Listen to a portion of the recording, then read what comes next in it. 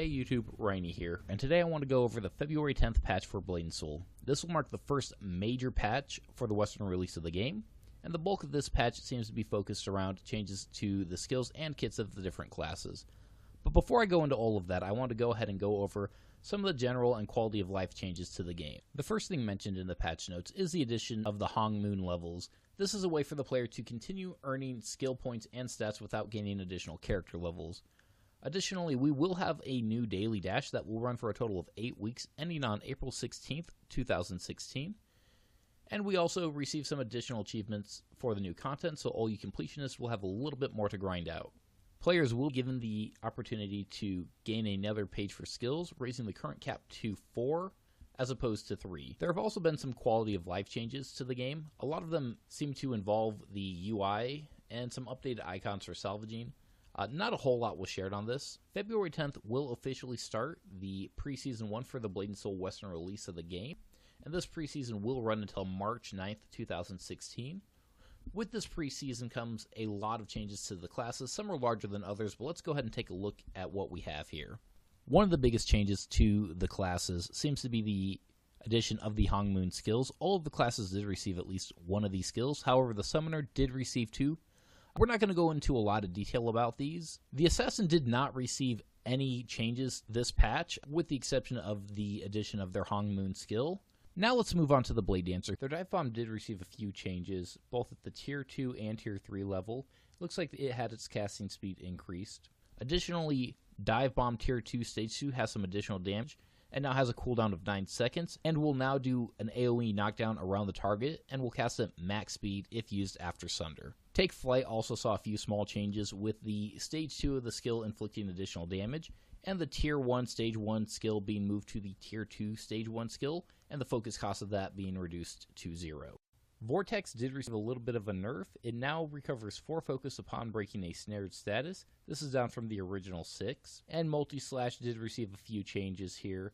Multi-Slash Stage 2 now recovers 1 focus per hit, and deals additional wind damage, and decreases the cooldown of Whirling Scourge per hit if you have learned Wind Focus. Also, Multi-Slash Tier 3 Stage 2 had its casting speed increased. Additionally, Dive Bomb Tier 2 Stage 2 has some additional damage, and now has a cooldown of 9 seconds, and will now do an AoE knockdown around the target, and will cast at max speed if used after Sunder. Take Flight also saw a few small changes, with the Stage 2 of the skill inflicting additional damage, and the Tier 1 Stage 1 skill being moved to the Tier 2 Stage 1 skill, and the focus cost of that being reduced to 0. And finally, Ankle Biter Tier 3 Stage 1 has had its range increased to 5 meters.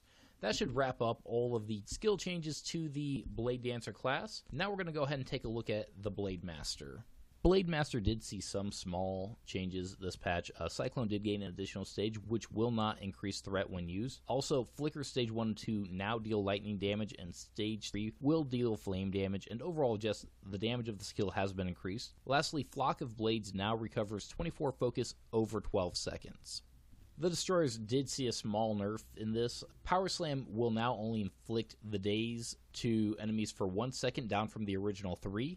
And Pile Driver will only affect the target and no longer affect all targets in the area, making it more of a single target skill versus an AoE.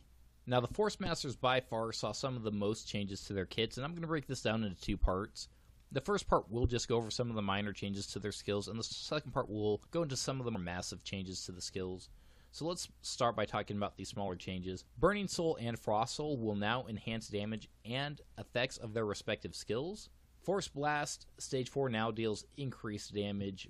We also have Heat Wave Stage 3 applying the knockdown status twice, and there has been a 4th stage added. Cold Snap had a small buff to Stage 3, which will now grant Ice Rain at maximum casting speed. And Snowball saw a few changes, with the Tier 3 Stage 1, Tier 4 Stage 1, and Tier 5 Stage 1, now having a cooldown of 36 seconds across the board. Divine Veil now recovers increased HP, and Meteor Shower Stage 2 now deals additional damage to targets who are inflicted with burn. Frost Sheath now places the player and party members in a frost prison for up to 5 seconds. And Frost Tornado Tier 3 Stage 3 now generates a Frost Orb. Blazing Palm has seen 2 changes, the first being that the Tier 3 Stage 1 skill will now generate a fire orb upon land a critical hit, and the Tier 4 Stage 2 has been moved to the Tier 3 Stage 2. Additionally, Frost Palm will now deal additional cold damage instead of reducing its focus cost, and Frost Palm Tier 3 Stage 1 has been removed completely. Fire Fury and Frost Fury will now deal damage over 3 uses, and overall has had their damage increased. That'll be the minor changes to the Force Master. Now we'll get into some of the deeper changes. Dragon Blaze and Dragon Frost had its overall damage increased, and will now have higher cast priorities than Fire Fury or Frost Fury. Additionally, the cooldowns of Blazing Wall and Meteor Shower have been reduced by 3 seconds if you've trained in Burning Soul, and the cooldown of Snowball and Frost Tornado have been reduced by 3 seconds if you have trained in Frost Soul. Additionally, Dragon Frost will now pierce parry. Dual Dragons can now be cast instantly. As a result, it can be cast while moving and will pierce parry.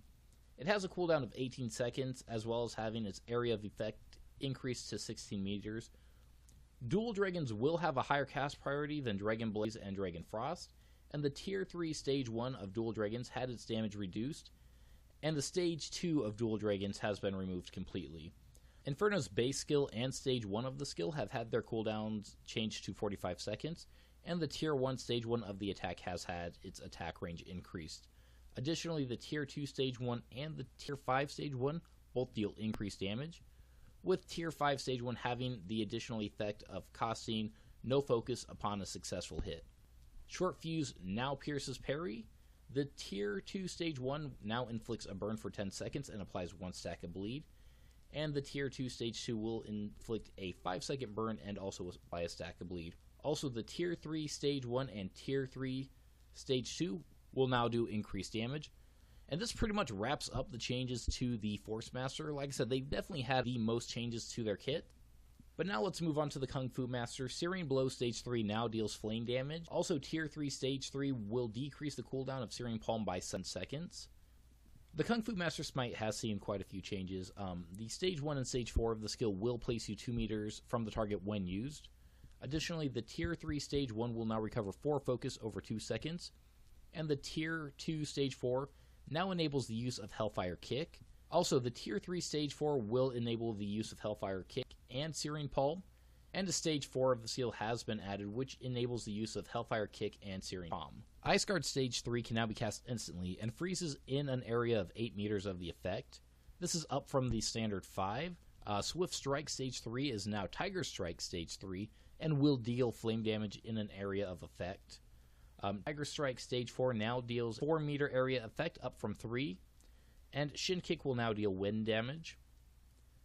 The Kung Fu Master's Hellfire Kick now deals flame damage. And their Tiger's Pounce now has a minimum cast range of 5 meters. Only 2 more skills to go here for the Kung Fu Master. Elbow Smash, Tier 3 Stage 2, and Tier 4 Stage 2 now have a cooldown of 0.4 seconds. This is down from the 1.3 seconds, and it will show as an instant in the client. Flurry, Tier 4 Stage 1 now reduces the cooldown of Searing Palm by 5 seconds upon successfully resisting damage or status effects, down from 6 seconds. And Flurry, Tier 4 Stage 2 now reduces the cooldown of Searing Palm by 3 seconds upon successfully resisting damage or status effects, up from 2. And wrapping things up, we've got the Summoner. Rosethorn had its base damage increased, as well as having a couple of changes. The Tier 1 Stage 1 now increases the ranged attack speed. The Tier 2 Stage 1 now increases consecutive cat speed. Tier 3 Stage 1 now pierces parry. And Tier 4 Stage 1 now restores an additional focus upon landing a critical hit. Also, Tier 2 has been moved to Rosethorn Tier 3. Rumblebees did see a few changes also. Stage 1 now deals reduced damage. Tier 2 Stage 2 can now be cast while moving and stealth. Tier 3 Stage 1 now deals additional damage upon landing successful critical hits, instead of dealing additional damage when instant cast. Rumblebees Tier 5 Stage 1 can now be instantly cast on targets inflicted with Stun, Daze, and Phantom Grip, in addition to Knockdown, Airborne, and Pin. And Rumblebee's Tier 5 Stage 2 will no longer slow enemies, but can be instantly cast on enemies who have been inflicted with Stun, Daze, Knockdown, in addition to Grapple, Airborne, and can also be instantly cast while moving. Farewell now has a cooldown of 10 minutes, and party members resurrected by Farewell are immune for up to 5 damage and status effects for 5 seconds. Farewell now resurrects a party member with 100% health. This is up from the original 50%. And party members who are resurrected by Farewell cannot be resurrected by Helping Palm for 10 minutes. Flying Nettles Tier 2 Stage 2 now cancels defensive skills on enemies within range. Also, the Tier 3 Stage 2 now resets the cooldown of Rumblebees and disables enemies' charging skills for 6 seconds, which is a really great thing for summoners. Thorn Strike's cooldown for the base skill and Tier 1 is now 18 seconds. This is up from 9 seconds. Clawnado now inflicts additional damage on enemies who have been affected by Flying Nettles and Briar Patch.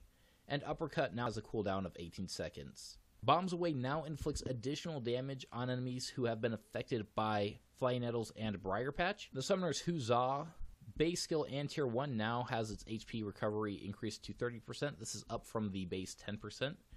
And Tier 2 Stage 1 now has its HP recovery increased to 60%.